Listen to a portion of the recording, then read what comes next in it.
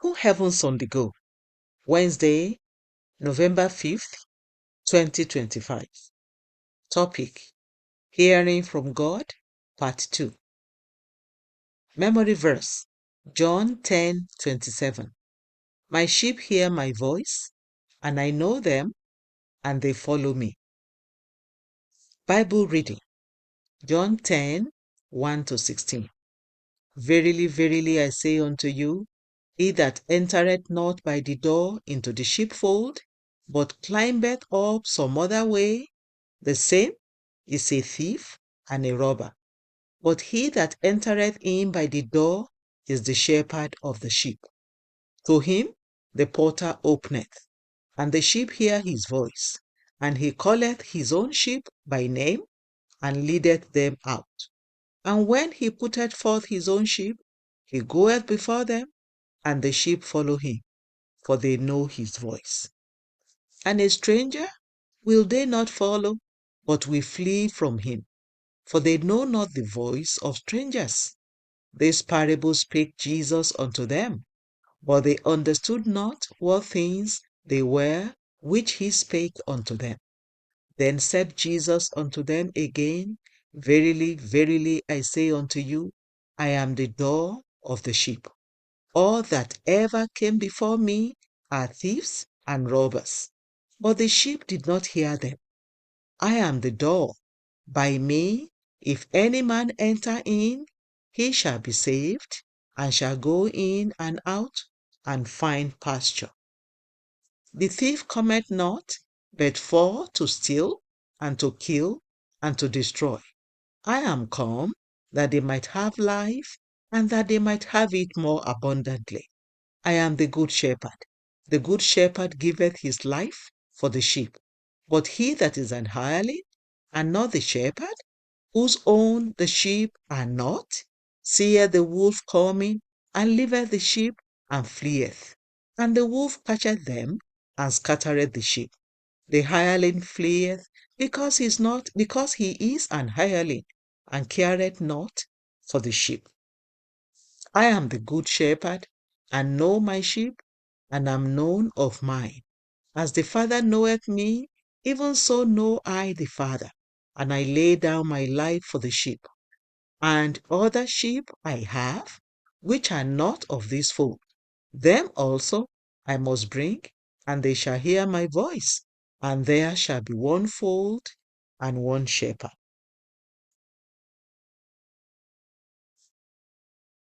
The message. Today's memory verse tells us that anyone who is a sheep in God's pasture should hear his voice frequently. When you hear from God, he will guide you in all your ways.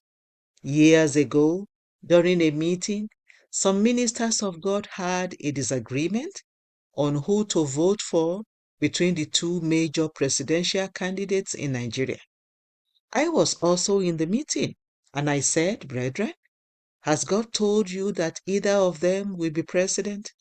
Did he tell you if there will even be an election, and if the result will be allowed to stand? Has he told you which of the two he wants? I told them, as for me, he hasn't told me yet. I've been asking him who will be president, but he hasn't answered, which means I have probably been asking the wrong question. I'm going to change my question to, will there be an election, and will the result be accepted? Shortly after that meeting, we were having a pastors' conference in RCCG, and I told those present that God finally answered me concerning the elections. He said that one of the candidates will win, but would not be allowed to rule, and this was exactly what happened. Asking God about situations and waiting on Him to speak will help a Christian to live above confusion.